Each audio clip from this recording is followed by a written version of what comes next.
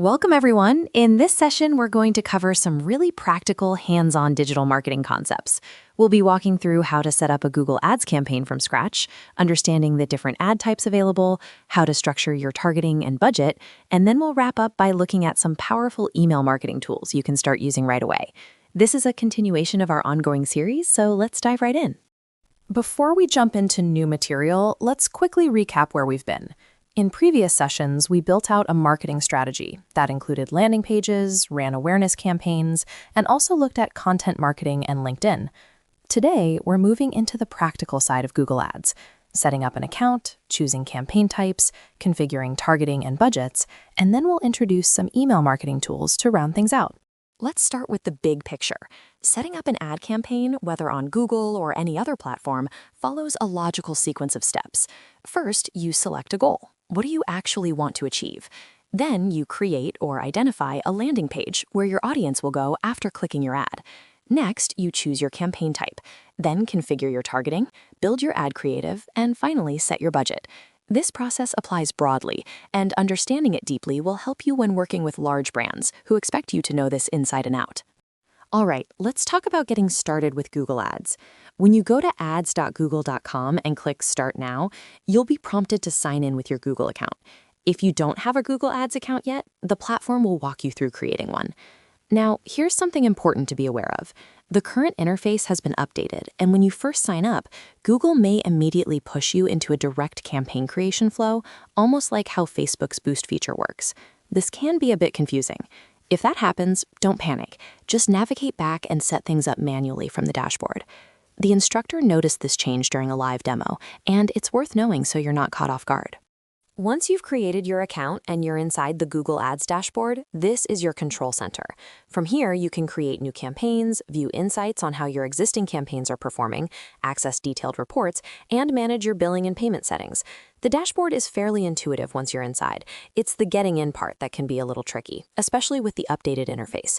Take some time to explore the sidebar menu, because each section gives you a different layer of control over your advertising. One of the trickier parts of Google Ads, especially for users in Nepal and similar markets, is the billing and verification process. Google asks for a lot of verification, documents, passwords, and sometimes even credit card details that go through multiple checks. The instructor tried the credit-based option and ran into issues with card charges and verification loops. The recommendation here is to avoid linking your card directly. Instead, load funds into your Google Ads account manually. The minimum you can load is around $1, but $10 is a more practical starting point. This keeps things cleaner and avoids the complications that come with direct card linking. Google Ads isn't just one thing. There are several different types of ads you can run, and each serves a different purpose. Search ads are text-based and appear when someone types a relevant query into Google. Display ads are visual banners that show up across Google's network of partner websites. Shopping ads show product images with prices, great for e-commerce. Video ads run on YouTube and can be either skippable, where the viewer can skip after 5 seconds, or non-skippable. And then there's Performance Max, which is Google's newer AI-powered campaign type that distributes your ads across all of Google's channels automatically. Knowing which type to use for which goal is a key skill, especially when you're advising larger clients. When you create a new campaign in Google Ads, the very first thing you'll be asked to do is choose an objective. This is very similar to how Facebook Ads works. You pick what you want to achieve, and the platform optimizes toward that goal. Your options include sales, leads, website traffic, brand awareness and reach, app promotion, and local store visits. The structure is similar to Facebook, but the underlying architecture, how Google actually delivers your ads, is different, especially because Google relies heavily on keyword intent. Always choose your objective first, because it determines which campaign types and settings are available to you. Let's walk through setting up a video campaign, specifically for YouTube. After selecting video as your campaign type, you'll choose your ad format. The options include skippable in-stream ads, where viewers can skip after 5 seconds, non-skippable ads, short bumper ads, and even Shorts Boost for YouTube Shorts. You can name your campaign anything you like. Something descriptive like Short Boost works well. Then you'll set your bidding strategy. We'll talk more about that shortly. Next, choose your target location.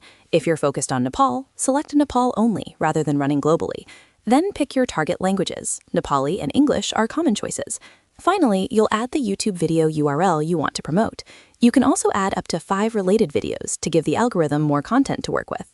Bidding strategy is one of those settings that beginners often overlook, but it has a huge impact on how your budget gets spent. In Google Ads, you're essentially telling Google how to spend your money. Maximize Conversions tells Google to get you as many conversions as possible within your daily budget. This is great when you're just starting out. Target CPA is more advanced. You set a specific cost you're willing to pay per lead or sale. Maximize Clicks is useful when you just want traffic. And Target Impression Share is for brand awareness, where you want your ads shown as frequently as possible. For beginners, the recommendation is to start with Maximize Conversions or Maximize Clicks, and avoid manual bidding until you've gathered enough data to make informed decisions. When it comes to budget, Google Ads gives you two main options: a daily budget or a total campaign budget. A daily budget tells Google how much you're willing to spend each day. Keep in mind that Google can sometimes spend up to double your daily budget on high traffic days, but it averages out over the month. A total campaign budget is a fixed amount spread across the entire duration of your campaign. This is often better for beginners because it gives you a hard cap on spending. The instructor demonstrated setting a very small daily budget, even as low as 10 cents, just for testing purposes. When you're starting out, load a minimum of $10 and keep your daily budget low until you understand how the platform spends your money. Google's ad network is vast. When you set up a campaign, you'll be asked which networks you want your ads to appear on. For a YouTube video campaign, you'll obviously want YouTube selected. But Google also offers video partners. These are third-party websites and apps that are part of Google's network. There's also Google TV, which reaches YouTube Premium subscribers on their televisions. For beginners, the recommendation is to start with just YouTube and the Google Search Network, and uncheck the video partners option initially. This gives you more control and makes it easier to understand where your spend is going. You can always expand to more networks once you're comfortable. Targeting is where the real power of Google Ads lives. You have three main dimensions to work with. First, demographics. You can target by age, gender, parental status, and even household income. Second, interests and behaviors. Google lets you reach people based on what they're actively researching or interested in, using what they call in-market and affinity audiences. Third, and this is unique to Google, you can target by keywords and topics. You can add up to 500 keywords. These are the terms people are searching for on YouTube or Google that will trigger your ad. One practical tip: always name your audience segment. This makes it much easier to compare performance between different audience groups as you test and optimize. The overall structure is similar to Facebook ads, but Google has the added advantage of search intent data, which makes targeting more precise. Keywords are the backbone of Google Ads targeting. When you're setting up a video campaign, you can add keywords that describe what your target audience is searching for on YouTube. For example, if your video is about digital marketing, you'd add keywords like digital marketing, online marketing tips, how to grow a business online, and so on. You can add up to 500 keywords per ad group, which gives you a lot of flexibility. Beyond keywords, you can also add topic categories. These are broader content categories that Google uses to match your ad to relevant videos. And you can add placement URLs, specific YouTube channels or websites where you want your ad to appear. The key mindset here is to think like your audience. What would they type into the search bar when they're looking for content like yours? Google Ads also lets you control which devices your ads appear on.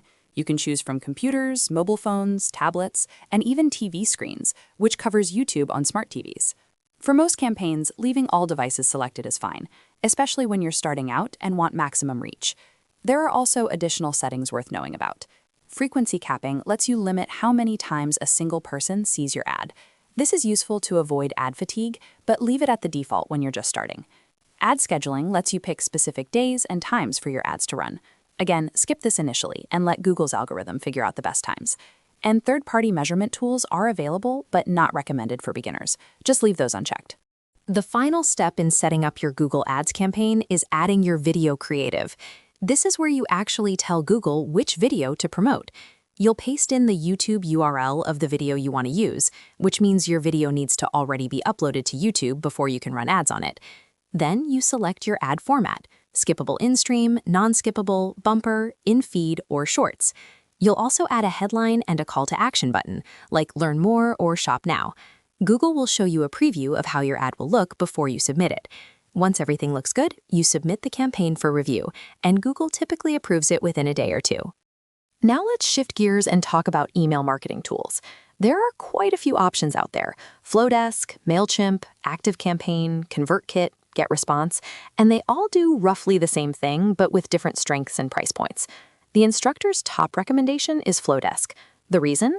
For the same budget as other tools, Flowdesk gives you unlimited subscribers, meaning you're not paying more as your list grows. The interface is also clean and beginner-friendly. MailChimp is well known, but can be a bit overwhelming for beginners. ActiveCampaign and ConvertKit are both solid choices, especially if you're more advanced. All of these tools offer free trials, so you can test before committing. So why does the instructor specifically recommend Flowdesk over the other options? There are three main reasons. First, unlimited subscribers.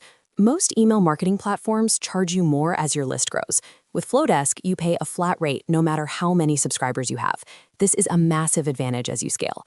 Second, the interface is genuinely beautiful and easy to use.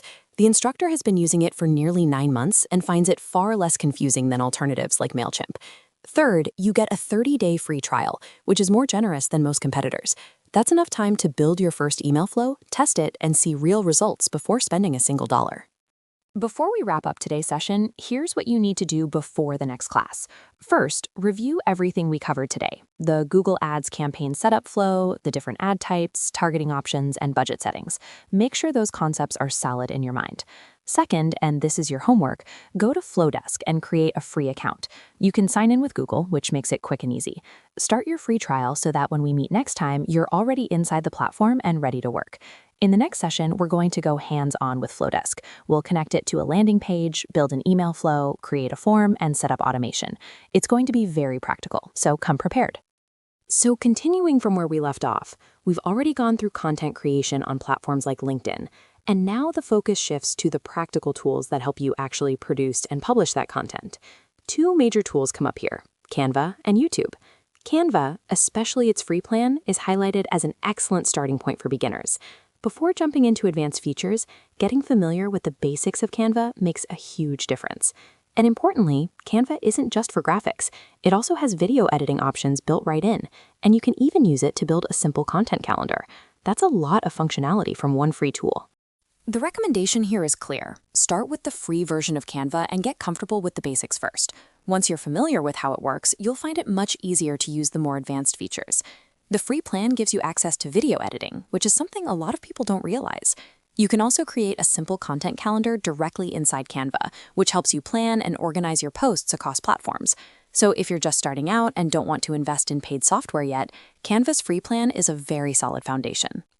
One of the practical takeaways here is the importance of building a content calendar for your YouTube channel. Whether you create it in Canva, use software, or even build it manually, having a schedule for your content helps you maintain a consistent flow of uploads, and consistency is one of the biggest factors in growing a YouTube channel. The instructor also points out that if someone is already comfortable using dedicated software to build their calendar, that's even better. But for those just starting, a simple template in Canva works perfectly well. Now, let's talk about the YouTube video ad creation process. When you go to create a video campaign, the first thing you do is bring in a YouTube video, either by pasting the URL or selecting it directly. An important practical note here: video length matters. If your video is longer than 3 minutes, you may run into length-related issues with certain ad formats. That's why shorter videos, particularly YouTube Shorts, are often recommended for ad campaigns. Once you've selected your video, you move on to setting your headline and description, which are what viewers actually see alongside your ad. One of the really useful features in the YouTube ad creation tool is the ability to preview how your ad looks across different placements and devices. You can see how it appears on desktop, tablet, and mobile. But more specifically, you can check how it looks in different ad formats: in-stream ads, which play before or during a video; Shorts ads, which appear in the Shorts feed; in-feed ads, which show up in search results; and partner network ads, which appear on third-party sites that are part of Google's network. Being able to preview all of these before you publish is incredibly helpful for making sure your creative looks right everywhere. Inside the YouTube ad setup, you have several fields to fill in. You can add your final URL, the destination where viewers land when they click your ad. You can also add multiple URLs if needed. The headline is a key field. It's short text that viewers actually see on the ad, so it needs to be clear and compelling. The description is optional, but it's worth filling in to give more context. You can also manually type in these fields or paste in your URLs from a list. The instructor keeps it simple in the demo, but the point is that you have flexibility in how much or how little you customize here. Earlier in the campaign setup, a bid of 0.10 or 10 cents was configured. This refers to the maximum cost per view, or CPV, which is the maximum amount you're willing to pay each time someone views your ad. This setting was established at the campaign or ad group level and carries through to the ad itself. It's a relatively low bid, which is fine for testing and learning. As you gather data on how your ad performs, you can go back and optimize the bid to get better results. The key takeaway is that this number isn't set in stone. It's a starting point. One thing the instructor explicitly skips over is third-party tracking. While it's a feature available in the ad setup, it's not something beginners need to worry about right away. Third-party tracking involves integrating external analytics tools, which adds a layer of complexity that isn't necessary when you're just getting started. The built-in tracking within Google Ads is more than sufficient for learning the platform and understanding how your campaigns are performing. The advice is simple. Don't overcomplicate things early on. Get comfortable with the native tools first and add third-party tracking later when you actually need it. Let's take a moment to look at what's been covered so far in this course. Facebook ads have been completed in full, Google ads are well underway, including YouTube ads, which were the focus today, and Google Maps ads. The keyword planner was also covered, how it works and how to use it to find the right keywords for your campaigns. What's coming up next is email marketing, understanding what it is, how it works, and then practically setting up an account and running through the process step by step. That's the roadmap, and there's been a lot of solid ground covered already. The next major topic on the agenda is email marketing. So what exactly is email marketing? At its core, it's the practice of sending targeted, intentional messages directly to a list of people who have opted in to hear from you. Unlike social media, where your reach depends on algorithms and platform rules, email is a channel you fully own. Your subscriber list is yours. That makes it one of the most powerful and reliable marketing tools available. It also tends to have a very high return on investment compared to other digital marketing channels. The plan is to cover the theory and do a full practical account setup in the next session. The structure going forward is clear. Today's session focused on building the conceptual understanding, what email marketing is, how it fits into the broader digital marketing picture, and what to expect. Tomorrow's session will be entirely practical. Students will create an actual email marketing account, go through the setup process hands-on, and also look at how to apply email marketing specifically for personal branding. The instructor encourages everyone to come back ready to practice and to try working through the YouTube and Google Ads material covered today on their own before the next class. Hands-on practice between sessions is what really solidifies these skills. Picking up right where we left off, now that Facebook is completely covered, the course moves into new territory. The next major areas are YouTube channel setup and monetization, email marketing, including lead magnet creation and audience nurturing, and finally, the basics of affiliate marketing. These three topics build on each other, so let's work through them carefully. Here's a quick look at where we are in the overall course. Facebook is done, fully completed. Now the focus shifts to Google and YouTube, specifically how to set up and run a YouTube channel. After that, the course covers email marketing, how to create lead magnets, and how to nurture your audience through a step-by-step process. And finally, there's a section on the fundamentals of affiliate marketing. Each of these is a powerful tool on its own, and together they form a complete digital marketing strategy. The first major topic in this section is YouTube, specifically how to set up a YouTube channel and how to upload videos properly. This isn't just about clicking upload. There are specific settings, configurations, and best practices that need to be followed to make sure your channel runs correctly and is set up for growth. Let's break down what that looks like. When you're uploading a video and configuring your settings, there are a few specific things to pay attention to. First, make sure the subscriber count is visible. This needs to be shown on your channel. Second, when it comes to budget or bidding settings, the recommended starting point is 0.10 cents as the minimum. And importantly, going up to $1 is perfectly fine. There's no significant difference in performance at that range. So don't overthink the budget at this stage. Just keep it within that window. One of the most practical pieces of advice here is about how many videos to include in your channel or playlist setup. The recommended range is 4 to 5 videos, no more, no less. If you add too many, it can cause display problems and errors. But here's something that might surprise you. Even having just one single video can also cause problems. So don't think that keeping it minimal is safe. You need a range of different videos, ideally 4 to 5, to avoid triggering any issues. It's not just about the number of videos, the variety matters too. You should not repeat the same video multiple times. Instead, use different videos from your channel. However, and this is important, those videos still need to be related to each other. They should all belong to the same niche or theme. If your videos are unrelated to each other, that creates a problem. Think of it like a playlist. The content should feel cohesive. Mixing completely unrelated topics will hurt your channel's performance and could trigger issues with how the platform handles your content. Once you've completed all your settings and your setup is fully configured, there's a useful feature. You can copy that setup and reuse it. This means you don't have to start from scratch every time.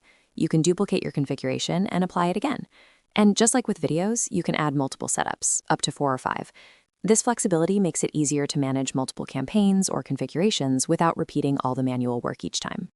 To make this concrete, imagine you click on a video in your channel setup and a tutorial video appears, something like a how-to guide.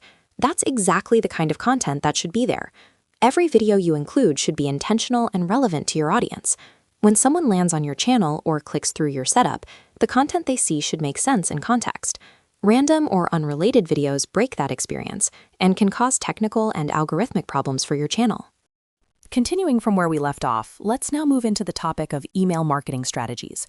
This section covers a few interconnected ideas: how to actually use email marketing effectively, how to create what's called a lead magnet, how to nurture your audience through a step-by-step process, and then finally, we'll also touch on the basics of affiliate marketing. These concepts build on each other, so it's important to understand the flow before diving into execution. So what exactly is a lead magnet? A lead magnet is essentially a free, valuable piece of content or offer that you give to a potential customer in exchange for their contact information, most commonly their email address. Think of it as a trade. You give them something useful, and they give you permission to stay in touch. Examples include a free ebook, a free mini video course, or even a simple checklist. The key word here is valuable.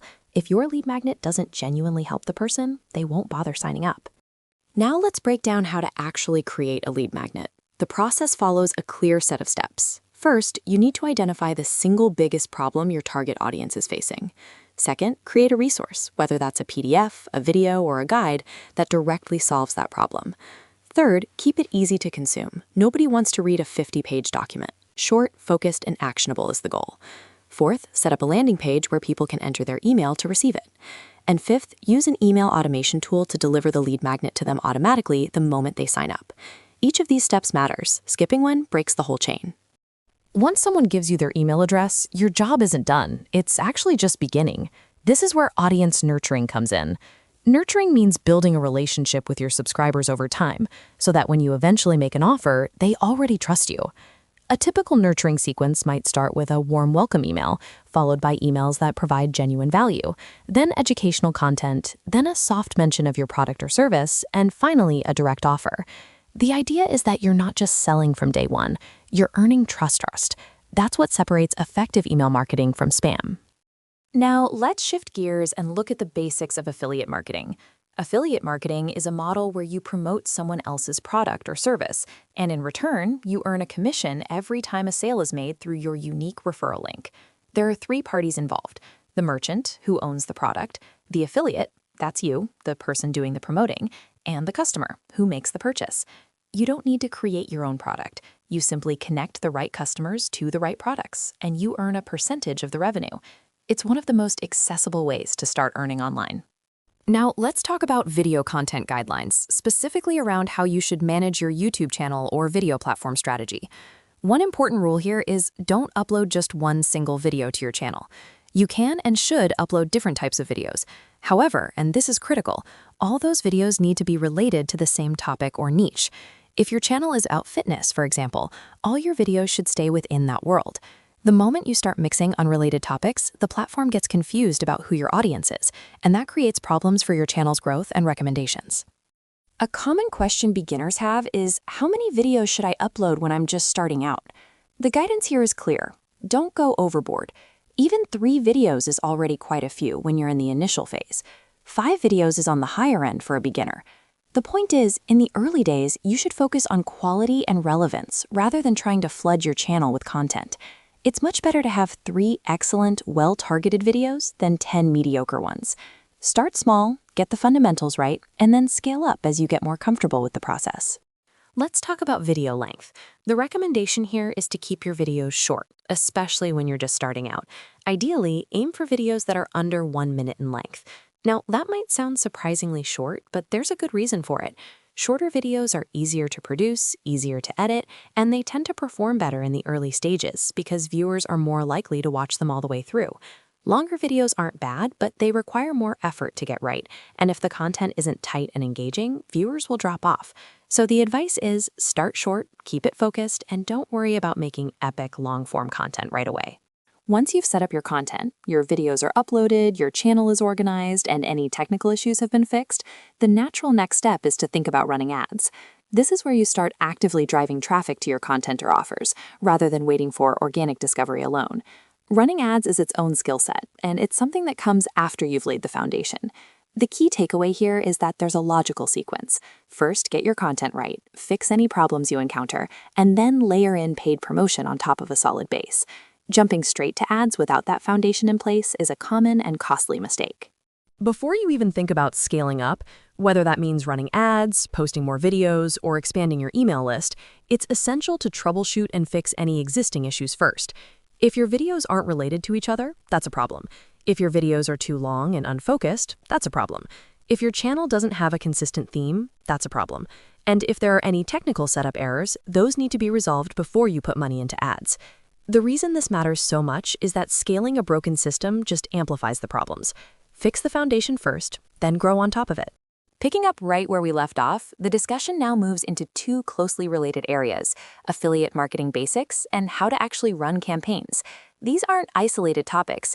They sit inside a broader, integrated digital marketing framework where everything you've been learning, social media, email marketing, lead magnets, all connects together into one coherent strategy. The core idea here is integration. Integrated digital marketing means that all the individual skills you've been building, social media marketing, email marketing, lead magnet creation, nurturing your audience, and affiliate marketing, they don't work in isolation. They all feed into each other. The goal is to build one unified strategy that you can apply to your own business or to a client's business. So what exactly is affiliate marketing? At its core, affiliate marketing is a performance-based model where you promote someone else's product or service, and when someone buys through your link or referral, you earn a commission. You don't need to create your own product. You don't need to handle inventory or customer service. Your job is simply to connect the right audience with the right product and get paid for doing so. Before jumping into affiliate marketing, there are some important setup decisions to make, especially when you're working as a freelancer. The first question is, which platform or account type is best for your situation? Different affiliate networks have different commission structures, payout schedules, and product categories. You want to choose a platform that aligns with your niche and your audience. The instructor discusses this setup process in some detail, so let's break it down. Choosing the right affiliate account really comes down to your niche. If you're promoting physical products, platforms like Amazon Associates are a natural fit. If you're in the digital products or online course space, ClickBank or similar platforms offer higher commission rates. For software tools, many SaaS companies run their own affiliate programs with recurring commissions. The key factors to evaluate are the commission rate, how much you earn per sale, the cookie duration, how long after a click you still get credit, and the payout threshold, the minimum amount you need to earn before you get paid. One of the most valuable parts of this course is the real project at the end. The idea is that you don't just learn theory, you actually build a complete strategy. And this strategy is flexible enough to apply to your own business or to implement for a client. The roadmap starts with an audit of what's already in place, then moves into defining a clear strategy, implementing it across the relevant channels, and finally measuring results and optimizing. A simple roadmap like this makes the whole process much more manageable. The very first step before starting anything, before running a single ad or posting a single piece of content, is to do an audit. An audit means taking stock of everything that's already in place. What social media accounts do you have? What content exists? Is there an email list? Is there a website or a landing page? What's the current engagement like? This baseline is critical. Without knowing where you're starting from, you can't make smart decisions about where to go next. Social media marketing is one of the core pillars of this integrated strategy, and it's important to understand that social media marketing is much more than just posting occasionally. It includes creating video content, like Reels and short-form videos, designing visually appealing posts, writing compelling captions and copy, and actively engaging with and growing your audience. Each of these is a skill in itself, and together they form a powerful content engine. Now let's talk about actually running campaigns. The instructor walks through the campaign setup process step by step. First, you define your goal. Are you trying to get clicks, generate leads, or drive sales? Then you set up your ad creative, the copy, the image or video. Next, you configure your targeting. This is where keywords, audience demographics, and location come in. Then you set your budget. After reviewing everything, you launch. And from that point on, you monitor your results continuously. When you're inside the campaign setup interface, there are several critical settings you need to double-check before hitting launch. The instructor specifically calls out the heading or ad copy. Make sure it's compelling. The URL, this is crucial because if the link isn't verified or is broken, your campaign won't work properly and you'll waste money. Your keywords need to match what your target audience is actually searching for. The topic or category needs to be correctly set. And of course, your budget in dollars needs to be carefully configured. One small mistake, like a URL verification failure, can stop your entire campaign from running. Once you hit launch and your campaign goes live, the platform immediately starts running your ads and deducting from your budget. From that moment, you have access to a results dashboard that shows you everything in real time. You can see impressions, how many people your ad was shown to, clicks, how many people actually clicked on it, cost, how much has been spent so far, and conversions, how many people took the action you wanted, whether that's signing up, buying, or clicking through. The instructor emphasizes that you should monitor this daily, especially in the early days of a campaign. Reading your campaign dashboard correctly is a skill in itself. The results panel shows you all your key metrics side by side. The line graph of impressions tells you about your reach, how many people are seeing your ad. The click data tells you how compelling your ad is. The cost per click tells you how efficiently you're spending your budget. And the overall spend keeps you accountable to your budget limits. Based on what you see here, you make decisions. Do you scale up because it's working? Do you pause because the cost is too high? Do you adjust the copy or targeting because clicks are low? Here's something really practical that the instructor points out. You don't always need a separate tool for keyword research. Inside the campaign platform itself, there's a feature called the Keyword Planner. By navigating to the Assets or Tools section and selecting Keyword Planner, you can discover which keywords your target audience is actively searching for, how much competition there is for each keyword, and what the estimated cost per click looks like. This is incredibly useful, both when you're setting up a new campaign and when you're trying to optimize an existing one. The Keyword Planner is straightforward to use once you know where to find it.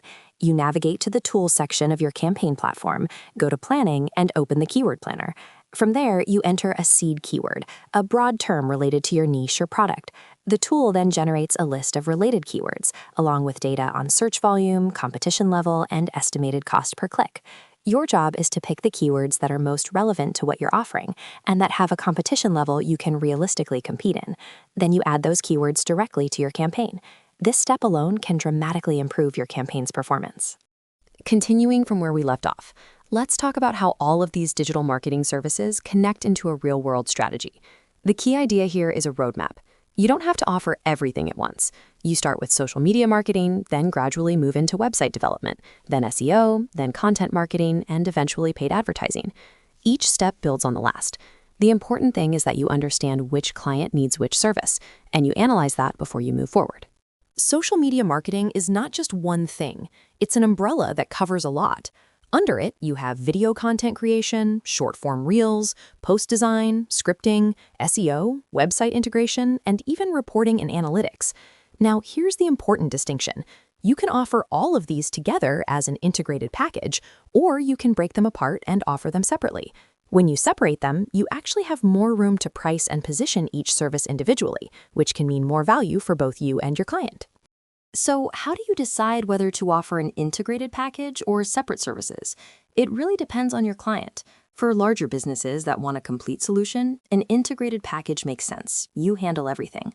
But for small businesses or online businesses just getting started, it's often better to begin with one service, like social media marketing, and then gradually introduce website development, SEO, and ads as they grow. The key is to analyze the client situation first, understand their funnel, and then build a plan around that. This is a point that cannot be stressed enough. Never move forward without a strategy. Before you run a single ad or post a single piece of content, you need to go back to the very first concept you learned, the buyer persona. Who is your ideal customer? What are their demographics, their interests, their pain points? Once you know that, you can figure out which platform to use and what kind of strategy will actually work. The buyer persona is not just a beginner exercise. It's the foundation of every campaign you will ever run. Here's a reality check. Understanding digital marketing concepts is the easy part. The hard part, and the part that actually matters, is implementation. In Nepal's current market, there are many people who have learned the theory, but very few who actually go out and apply it. That gap is your opportunity. The moment you start running real campaigns, testing real strategies, and getting real results, you move ahead of the majority. So the message is clear. Don't just learn. Do. So what does implementation actually look like in practice? It follows 4 steps. First, observe. Study the business model you're working with. Second, research. Define the buyer persona for that business. Third, choose. Figure out which platform will best reach that audience. And fourth, test. Run your campaigns, see what works, and keep improving. This cycle is how you generate real return on investment for your clients through digital marketing. It's not magic, it's a process. Now let's talk about how you position yourself professionally. The approach described here is to build a personal brand, essentially a portfolio or landing page that showcases all the services you can confidently offer. Think of it like this. You list out everything you've learned: email marketing, content marketing, website design, meta ads, Google ads, and you present that as your service offering. The example given is a brand called Digital Whistle Hub, built around inbound marketing. The idea is that once you have this portfolio, clients come to you rather than you chasing them. Inbound marketing is the strategy of attracting clients to you rather than going out and cold pitching them. You do this by creating valuable content, maintaining strong online visibility, and demonstrating your expertise through your portfolio. When someone searches for a digital marketer and finds your well-optimized profile or website, that's inbound marketing working for you. The services you offer, email marketing, content marketing, website design, meta ads, and Google ads, become the proof points that build trust and convert visitors into clients. Looking specifically at the Nepal market, the most popular and in-demand services right now are meta ads, website design, and content marketing. Within content, 2 formats dominate: Reels, short-form video, and posts that are either informational or entertaining. If you can confidently deliver in these areas, you are already highly competitive. And here's proof of the demand. A quick search on LinkedIn for social media manager in Kathmandu shows dozens of new job postings every single day. The market is actively looking for skilled people, and that's you. Before you start pitching clients, you need to build your own online visibility. This means having a website, optimizing it for SEO, setting up a Google business profile for local SEO, maintaining an active Facebook page, and potentially a YouTube channel or TikTok presence. The more visible you are in your niche, the more credibility you have when a potential client looks you up. Think of it this way. If you're selling digital marketing services, but you have no online presence yourself, why would a client trust you to build theirs? Your own visibility is your best portfolio. Now let's get into Google Ads. Google Ads is a pay-per-click advertising platform, meaning you only pay when someone actually clicks on your ad. It appears across Google search results, YouTube, Google Maps, and partner websites. There are several types of Google Ads, but in the Nepal context, the most commonly used are search ads, which appear when someone types a relevant keyword into Google, and video ads on YouTube. Local or Maps ads are also growing in popularity. Each type serves a different purpose, and choosing the right one depends on your client's goals. Google Keyword Planner is a free tool inside Google Ads that helps you find the right keywords before you run any campaign. Here's how it works. You go into Google Ads, navigate to Tools, and open Keyword Planner. Then you type in the keywords related to your services, things like digital marketing, website design, SEO, graphic design.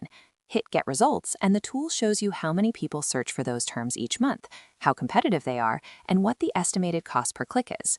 You want to look for keywords with decent monthly search volume, ideally between 1,000 and 10,000, and low to medium competition. You can then download this list and use it to plan your campaign. When you're looking at keyword data in the Keyword Planner, there are 3 main metrics to focus on. First, monthly search volume. This tells you how popular the keyword is. You want enough searches to make it worthwhile, but not so many that competition is overwhelming. Second, competition level. Low or medium competition keywords are generally better for beginners because they're cheaper and easier to rank for. Third, the top of pay bid. This tells you roughly how much you'll pay per click. The higher the bid, the more advertisers are fighting for that keyword. Your job is to find the sweet spot: decent volume, manageable competition, and a bid that fits your client's budget. One of the most important concepts in Google Ads is pay-per-click, or PPC. This means you are only charged when someone actually clicks on your ad, not just when it appears on screen. Google runs a real-time auction every time someone searches a keyword. Advertisers bid on that keyword, and the highest relevant bid gets the top position. Your budget is set in advance, so you're never surprised by unexpected charges. The minimum daily budget is around $3, but starting with $5 to $10 per day gives you better data to work with. The key takeaway: more budget and a higher bid generally means better ad placement, but smart keyword selection can help you compete even with a smaller budget. It's worth understanding how Google Ads and Facebook ads differ, because they serve different purposes. Google Ads is intent-based. The user is actively searching for something, which means they're already interested. If your ad appears at that moment, the chance of conversion is high. Facebook ads, on the other hand, are interest-based. You're showing ads to people who might be interested, but they weren't necessarily looking. Facebook is great for retargeting and building awareness. Google is great for capturing people who are ready to buy. Ideally, you use both together. Facebook creates demand, and Google captures it. YouTube video ads are one of the most effective formats in Google Ads, and they're increasingly popular in Nepal. When setting up a video ad, you first choose your campaign objective. Are you going for awareness or conversions? Then you choose your ad format. Skippable in-stream ads can be skipped after 5 seconds, and you're only charged if the viewer watches past that point, up to 15 seconds. Non-skippable ads force the viewer to watch the full ad, which can be up to 30 seconds. The critical insight here is that you have 5 seconds to grab attention before someone skips. Your opening must be compelling. Use those first 5 seconds to hook the viewer with something relevant and interesting. Google Maps ads are a powerful tool for local businesses. They show your business listing to people who are searching for services in a specific geographic area. Setting them up is straightforward. You create a local campaign in Google Ads, link it to your Google business profile, add your website URL, and then define the target area. For example, specific zones within Kathmandu. You can also set the language and add visual assets like images and headlines. One important warning: the verification process for Google Business Profile can take time, so don't start and stop it repeatedly. Complete the verification in one go to avoid delays. Once verified, your ads will appear directly on Google Maps when someone nearby searches for your type of service. Here's something really useful. The Google Keyword Planner isn't just for paid ads. You can use the exact same tool for SEO keyword research. The difference is in what you're optimizing for. For Google Ads, you're looking at keywords with strong search intent and manageable bid costs. For SEO, you're looking for long-tail keywords with low competition that you can rank for organically over time without paying per click. You can even enter a competitor's website URL into the Keyword Planner to see what keywords they're targeting. This gives you a competitive edge, whether you're running paid campaigns or building organic search rankings. Once you have your initial keyword list from the Keyword Planner, the next step is filtering. You don't want to run ads on every keyword. You want the best ones for your budget and goals. Filter by competition level. Start with low or medium. Set a minimum monthly search volume so you're targeting keywords people actually use. Set a maximum bid based on what your client can afford. For SEO purposes, you can also filter by organic average position. Setting it to 5 or below helps you find keywords where you have a realistic chance of ranking. Once you've filtered down to your best candidates, download the list as a CSV or Google Sheet and use it to build your campaign. Now, let's shift to email marketing, and this is described as one of the best tools in all of digital marketing, and for good reason. Here's the core advantage. With paid ads, you're estimating reach. You target an audience of 150,000 people, but only a fraction will actually see your ad. With email marketing, if you have a list of 1,000 subscribers, you reach all 1,000 every single time. That's 100% delivery to a known, interested audience. No algorithm deciding who sees your message. No bidding more. Just direct, reliable communication with people who have already shown interest in what you offer. So how does email marketing actually work in practice? It starts with a form or a landing page where people voluntarily give you their contact information. Once they fill it out, you extract that data and import it into an email marketing tool. Then, with one click, you can send a personalized email to your entire list. A real example from this course: a form was shared with students, 14 to 15 people filled it out, and all of them received an email in a single send. That's the power of email marketing at a small scale. Now imagine doing that with a list of 1,000, 5,000, or 10,000 people. The leverage is enormous. A lead magnet is a term that might sound new, but the concept is simple. It's a free, valuable offer that you give to someone in exchange for their email address. This could be a free ebook, a checklist, a mini course, a free consultation, or even a discount coupon. You present this offer on a landing page, which is a structure you already know how to build. When someone fills in their email to get the free offer, they join your email list. From there, you can nurture them with email campaigns, build trust, and eventually convert them into paying clients. Lead magnets are the engine that grows your email list organically. Affiliate marketing is another topic covered in this section, and it's worth understanding, especially in the Nepal context where it's a growing opportunity. The concept is straightforward. You promote someone else's product or service using a unique link, and when someone makes a purchase through your link, you earn a commission. You don't need to create your own product. You don't handle customer service. You just drive traffic and earn a percentage of each sale. In Nepal, this works particularly well when combined with content marketing and SEO. You create valuable content that ranks in search results, people find it, click your affiliate links, and you earn passively. It's a great complement to your active client work. It's important to put this learning journey in perspective. 1 month of study covers the foundations: buyer personas, social media marketing, SEO, Google Ads, email marketing, and content strategy. But that's just the starting point. The next phase involves deeper implementation, running full campaigns, refining your strategy based on real results, integrating AI tools into your workflow, and even learning how to apply for jobs remotely using platforms like LinkedIn. There will also be a dedicated strategy session at the end to discuss what's working best in the current market. The message is clear: keep going, keep practicing, and keep updating your knowledge. The job market for digital marketers in Nepal is genuinely strong right now. A quick LinkedIn search for social media manager in Kathmandu shows dozens of active postings, new ones appearing every few hours. Companies are actively looking for people who can run effective ad campaigns, manage social media, and drive results. The emphasis here is on effective. There are many people who claim to run ads, but few who can actually deliver measurable results. That's the skill gap you're filling. And it's not just local jobs. With the right LinkedIn profile and portfolio, you can apply for remote positions globally. That's a skill set that will be covered in detail in upcoming sessions. Before moving into the next topic, here's a concrete action plan to work through. Start by building a buyer persona for a real or hypothetical business. Then open Google Keyword Planner and research 30 to 40 keywords in your niche. Set up a Google Ads account and explore the campaign interface. Even if you don't run anything yet, familiarity with the platform is valuable.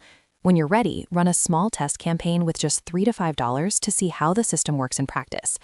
At the same time, start building or optimizing your own online presence and experiment with a simple lead magnet to start collecting email addresses. The goal is to move from theory into action because that's where real expertise is built. Before we move into email marketing, there's a quick but important note about SEO. The instructor makes a reassuring point here. SEO is not as hard as it might seem. If it feels difficult right now, that's okay. The concept itself is straightforward. The catch, though, is that results don't appear on the spot. You won't do SEO today and see a flood of traffic tomorrow. It takes time for things to open up and for results to show. The advice is simple. Keep practicing, and if something isn't clear, ask. Don't let confusion sit. Address it.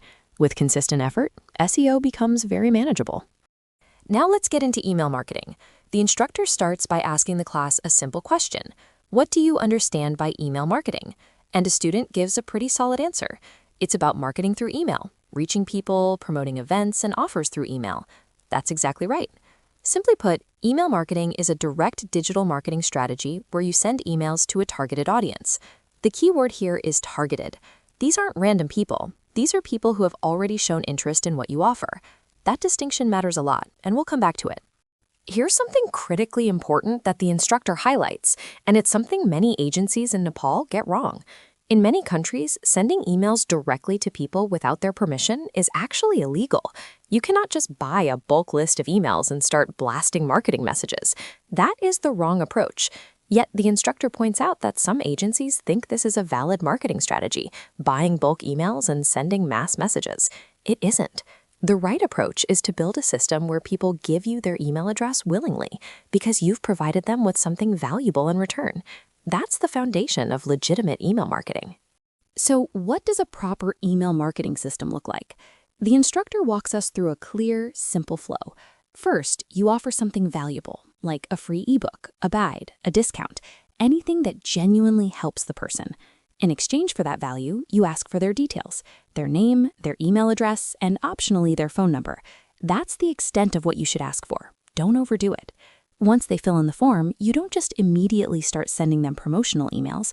Instead, you send them a confirmation email, essentially asking, "Are you okay receiving emails from us? If yes, please confirm." This is called a double opt-in. Only after they confirm do you send the first real email. And from there, you follow up and nurture that relationship over time. Why does this permission-based approach matter so much? Because when someone willingly gives you their email address after receiving value from you, they are already connected to you. They liked your content, they appreciated what you offered, they chose to engage. That makes them a targeted audience, not a random stranger who never heard of you. This is fundamentally different from buying a list of cold emails. The instructor makes a powerful analogy here. If you have 1,000 people in your email list who opted in this way, that's 1,000 leads sitting right in your pocket. That's 1,000 people you can reach, nurture, and eventually convert without spending on ads every single time. The instructor gives us a concrete example to make this real. Imagine you're offering a 30% discount on something. You create a simple form that asks for a name, email, and phone number. The person fills it out to claim the discount. After they submit, they receive a confirmation email. Once they confirm, the automated follow-up sequence begins. The system then nurtures them, sending relevant content, reminders, offers, all automatically. This is the power of a well-built email marketing system. You set it up once, and it works for you continuously. The instructor emphasizes, this is a one-time investment that keeps delivering results. Let's look at the key benefits of email marketing, because the instructor lists these out clearly. First, it helps you build relationships with your audience. Real, ongoing relationships, not just one-time transactions. Second, you can promote your products and services directly to people who are already interested. Third, it's a powerful channel for generating leads and driving sales. Fourth, you can nurture prospects, meaning someone who isn't ready to buy today can be gently guided over time until they are. And fifth, and this is a big one, it's a high return on investment channel. You invest once in building the system, and it keeps working. The instructor also points out something we often overlook. Without an email address, you can't even access most platforms today. Email is the backbone of the internet. The instructor makes a bold but well-reasoned claim. Email marketing is actually more important than social media marketing. Here's why. On social media, the platform controls your reach. If Facebook changes its algorithm, your posts might reach far fewer people overnight. But with email marketing, you own your list. Nobody can take that away from you. Social media requires ongoing ad spend to stay visible. Email marketing, once set up, is a one-time investment system. And in terms of targeting, your email list is filled with people who actively chose to hear from you. That's far more powerful than a broad social media audience. The instructor also notes that in Nepal, email marketing is still underutilized at the general level, but IT companies and digital agencies are already using it heavily, which means there's a real opportunity for those who adopt it now. So how do you actually start collecting emails? Through a landing page. The instructor explains that you create a dedicated landing page, a simple web page with one goal, to get the visitor to fill in their details in exchange for something valuable. Once they do, their email enters your list, and your automated email marketing system takes over from there. The instructor mentions they'll be sharing sample templates with the group, so students can see exactly what these landing pages look like in practice. The key takeaway here is that the landing page is the entry point of your entire email marketing funnel. Get that right, and the rest of the system flows naturally. Before we move into the types of email marketing, let's quickly anchor everything we've covered so far. Email marketing is permission-based. You must have consent. It targets a specific opted-in audience, not random people. It's built on a value exchange. You give something useful, they give you their contact details. It uses automated follow-up sequences to nurture leads over time. At its heart, it's about building genuine relationships. And as a channel, it delivers one of the highest returns on investment in all of digital marketing. With these foundations in place, we're ready to explore the different types of email marketing, which is exactly where we're headed next. Let's talk about Google Ads, what it actually is, and how it works at a fundamental level. Google Ads is an online advertising platform developed by Google. The core idea is simple. When someone goes to Google and types in a search query, say they're looking for shoes or a gym nearby, the results that appear at the very top with a small ad label, those are Google Ads. They are paid placements. Below those, you have what we call organic results. Those come from SEO, meaning no one paid directly to be there. So Google Ads is essentially the paid side of Google search results, and understanding this distinction between paid and organic is the foundation of everything. Now, one of the most important things to understand about Google Ads is how you actually get charged. Google Ads works mainly on a model called PPC, pay per click. Here's what that means in practice. Once your ad is running and your targeted audience sees it, you do not get charged just for the ad being shown. You only get charged when someone actually clicks on your ad and enters your website or landing page. That click is what counts. It shows up in your dashboard, and that's when your budget gets deducted. So if 1,000 people see your ad but nobody clicks, you pay nothing. This is a very efficient model because you're only paying for actual engagement, not just visibility. Google Ads isn't just one type of ad. It comes in several different formats, each suited for different goals. First, there are search ads. These are the classic text-based ads you see at the top of Google search results. Then there are display ads, which are banner or image ads that appear across websites in Google's network. Video ads are the ones you see on YouTube, those skippable ads that pop up before a video plays. Shopping ads are especially useful for e-commerce. When you search for a product on Google and you see images of products with prices right in the search results, those are shopping ads. App promotion ads are designed to drive downloads of a mobile app. And finally, local ads. These are shown in Google Maps and local search results, which is something many businesses in Nepal are now starting to use. There's also a newer format called Performance Max ads that covers multiple placements at once. Local ads are a particularly interesting format. When someone searches for something like gym near me or restaurant near me, Google shows a map with business listings, and some of those listings have an ad label on them. Those are local ads running through Google Ads. In Nepal, this format is becoming more popular, especially among larger brands and established companies. Smaller businesses often don't use it yet, partly because it can be expensive to operate and requires a proper Google account setup. But the key insight here is that people searching locally have very high intent. They're actively looking for something nearby, which means they're much more likely to convert into actual customers. So how do you actually go about running a Google search ad? It follows a clear step-by-step process. First, you select a goal. Are you trying to get website traffic, generate leads, drive sales, or build awareness? Your goal shapes everything else. Second, you create a landing page. This is the page people land on after clicking your ad, and it needs to be optimized to convert visitors. Third, you choose your campaign type: search, display, video, and so on. Fourth, you set your targeting. This includes the geographic location you want to reach, the keywords you want to trigger your ad, and the audience profile. Fifth, you build your ad creative: the headline, the description, and a clear call to action. Sixth, you set your budget: how much you're willing to spend per day or per campaign. And finally, you launch and monitor performance. And remember, you need a Google account to do any of this. Let's look at what a well-crafted Google ad actually looks like. Take a gym as an example. The headline might say, "Best Gym in Kathmandu. Join today, free trial." That headline does two things. It grabs attention and it immediately overcomes hesitation by offering a free trial. The description might say, "Modern equipment and expert trainers, affordable membership." Notice the word affordable. That's intentional. It directly addresses a common objection, which is price. This is called overcoming price friction. Then the ad lists features: modern equipment, flexible plans, and ends with a clear call to action like "visit us today." Every element of a good Google ad is strategic. It uses psychology to move the reader from curiosity to action. The result? A high-intent user who clicks is very likely to convert on the landing page.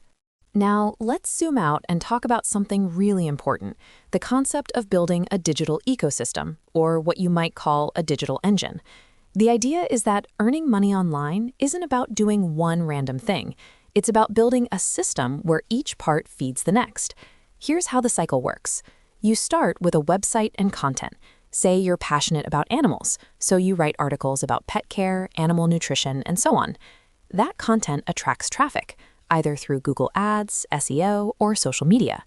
Once people are on your site, you capture their leads. You offer them something valuable, like a free ebook or PDF, in exchange for their email address and contact info. And then, with that targeted audience in hand, you monetize through affiliate marketing, selling your own products, freelancing, or directly pitching services. The key message here is build the system first. Without a system, consistent earnings are very difficult. One of the most critical steps in the digital ecosystem is lead capture, turning anonymous website visitors into known contacts you can follow up with. The most common way to do this is by offering something valuable for free. For example, you might have a pop-up on your website that says, "Download our free digital marketing ebook. Just enter your name and email."